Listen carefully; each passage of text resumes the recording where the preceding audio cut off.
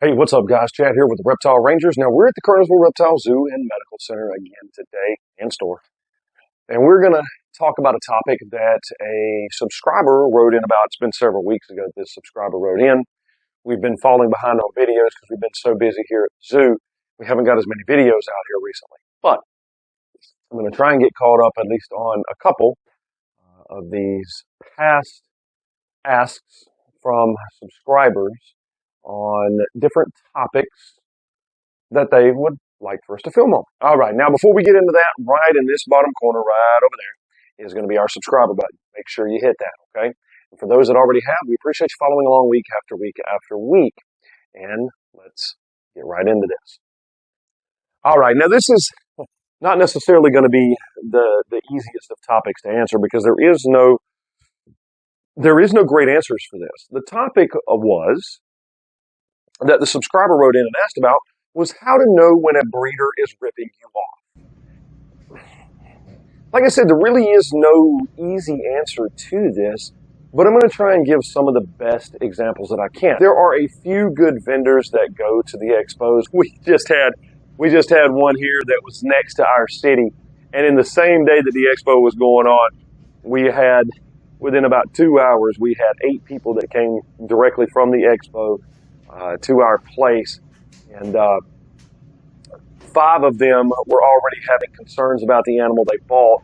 And then the next day, we took quite a few phone calls from local folks that had bought something from the expo and having problems. And again, you do have some great breeders. Would that be the case? I'm not so much going to talk about in person. In person, realistically speaking, you should be able to see it. No, it doesn't mean somebody goes into an expo or into Petco or PetSmart, or they go maybe maybe they go to a breeder's home kind of concept and can see these animals in person.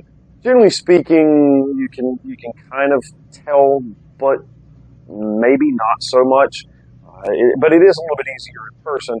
What I'm going to be talking about more is going to be on the lines of like going to one of the internet websites that have mass amounts of individual breeders or even companies that are able to advertise their animals.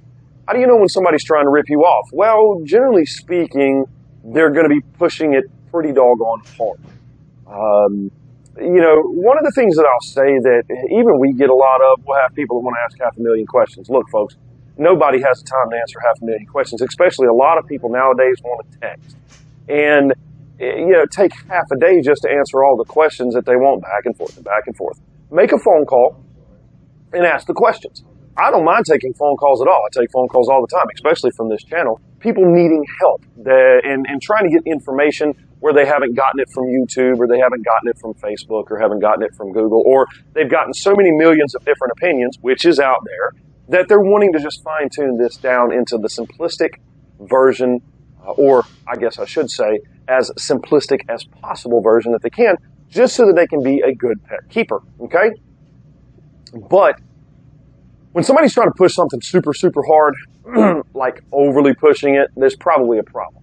One of the other things that, and one of my staff the other day was looking at getting some venomous for herself and some West African bush vipers.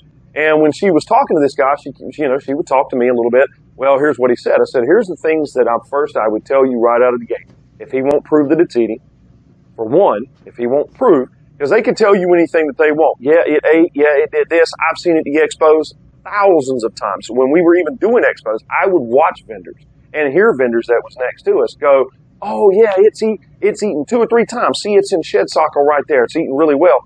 And knowing full well it was a full-blown lie, which means it hadn't even taken it. It was in first shed cycle. So it wasn't even ready to take its first meal yet. And so they're using that shed cycle as that lie and excuse. And then it's a nightmare for whoever that is that's trying to deal with this particular snake, trying to get them established eating and things like that, okay? So one, I want to see some proof. And that's what I tell folks. I want to see proof. Some folks go, well, if it don't come with a guarantee, if it don't come with a guarantee, that's not always a sign. Coming with a guarantee might not be a sign neither.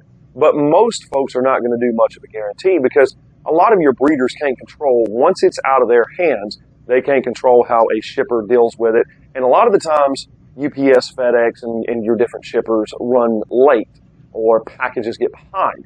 and it could be 2 or 3 days. Well, I mean, unfortunately, the breeder's not and should not be responsible for carrier mishandling and beating around and banging in the way that they deal with these animals.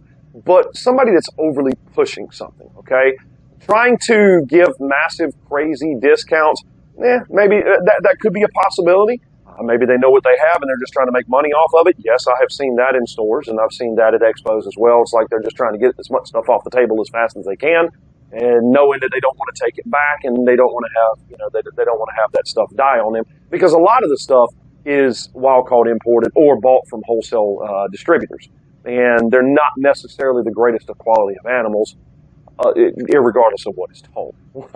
One of my most populars from this particular individual. They won't have a phone conversation, and when you go to do the pickup, they're running to the vehicle as fast as they can, shoving the animal through the window. If they can possibly do it, they won't even let you see the animal. I mean, open the bag, take the money, take off running, and take off. Yeah, that's a problem. They won't let you see anything else that they have. It's like, nope, this is what you want, and here we go. Everything's done that. That is anything that feels sketchy to you. If it's sketchy, there's probably a reason that it's sketchy. It's a sketchy individual, okay? A good reputable breeder is going to take the time to really spend with you, for one, trying to educate you. It's not just going to be about the sale. So at the expos, when you have somebody that you can tell they genuinely love the animal, and they're trying to make a sale, yes, I mean, they're there for a sale, but they're trying to give you an education too. They're talking to you about the morphologies. They're talking to you about habitats, about foods to feed, good foods to feed, bad foods not to feed, things like that. Then at least they have a leg up, and it shows that they partially to actually full on give a crap, okay, about the animal. Somebody that's really just more or less trying to rip you off or just trying to make quick sales is going to give you as little information as possible, because they're just trying to make as fast of a sale as possible. Meaning information, that doesn't mean they're not going to try and push the animal hard. Oh man, this thing's awesome. Oh, it does this. Oh, it does that. Oh, it does the other. They're going to be pushing the sale hard without too much of a good education in the background. Also, again, tell them to send you pictures of the animal. Again, whenever you buy it offline, you're always stuck to, it could be a stock picture. A lot of companies, a lot of websites will use stock pictures. They don't take pictures of specifically all the time of the individual animal. They won't prove eating, sheds, things like that.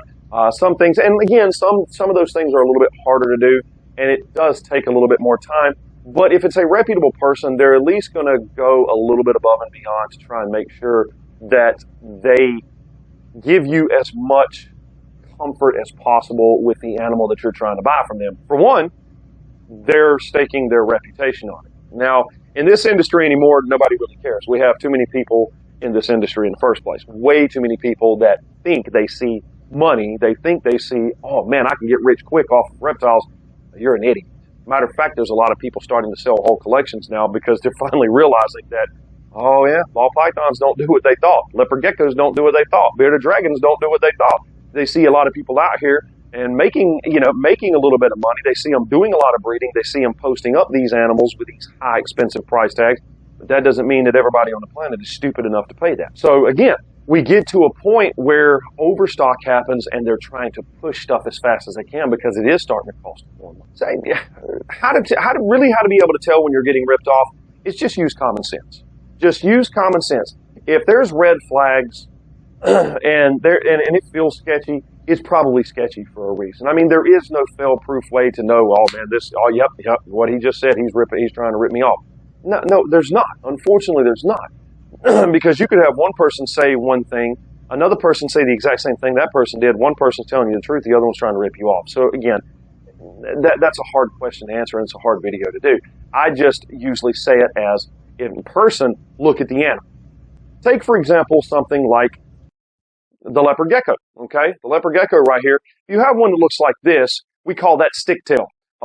We see a lot of people that buy them from stores, especially your box stores, that will look like this. Versus, this is another example of a baby bought from somebody that's reputable. Generally speaking, from what we've found, it's about an 80% death rate from the big box stores in a lot of cases. Now, a lot of those animals can do well. It doesn't mean that every animal that you get from Petco, PetSmart, Pets Plus Plus, Pet Supermarket, Pet Sense, whatever the case may be, it doesn't mean that they're always bad. Now, does that mean that you go to a breeder who has a high reputation and everything he sells is going to be perfect? No, absolutely not. We're still dealing with animals. We're still dealing with nature. Crap happens, and things can happen. But it's when it's done in a better way, more reputable way, and in a way in which is better for the animals and healthier for the animals, that you tend to fare a little better and stand a better chance of having a good lifelong pet. Of course, doing your research is absolutely important. Doing research, and of course that becomes dangerous. There's too many people on Facebook giving opinions. There's too many people on Google giving opinions. There's too many people on YouTube putting up just haphazard random videos, and everything is contradicting itself. Here's what I tell folks. How do those animals live in the wild? The best thing we can do is do the best we can to mimic Mother Nature, but we also have to understand that in a captive setting, it's not Mother Nature. So we have to be mindful of enclosed spaces. So you also have to take certain things into account. But this opinion, and this breeder said this, and that hobbyist said that, who the heck cares? Okay? Nobody cares about people's stupid personal opinions and what they think. What we need to look at is the true education of what these animals do, have, eat, and live in their natural environment. Okay? That's a whole other topic. But anyways, this here is, honestly, I don't even know if it was really a full-on answer to the question, but how to know if a breeder is ripping you off. If it's sketchy, or it sounds sketchy, or it feels sketchy, it's probably sketchy. That's the best way that I can answer that. If there's red flags, if you have instant red flags, or they're not willing to at least try and give some proof that the animals are doing what they're supposed to be doing, then I would consider that to be a breeder trying to rip you off. But don't waste the person's time. Don't spend hours and hours and hours asking a million questions, because nobody has the time to answer that foolishness. Okay? If you want to ask those and they have a phone number available, make the phone call. I can answer every question somebody needs in 15 minutes, where it may take me 2 days back and forth of texting to answer a bunch of questions. Somebody's got the time for that foolishness. This is Chad. We are here at the Kernersville Reptile Zoo, Medical Center, and Store. We are the Reptile Rangers. We do appreciate you coming along with us and following along in this kind of weird attempt at answering a specific question from a subscriber. And again, we appreciate you coming along with us. Make sure to hit the subscribe button, like button, the bell for notification. Also, feel free to write in of other topics. We have people asking about topics all the time.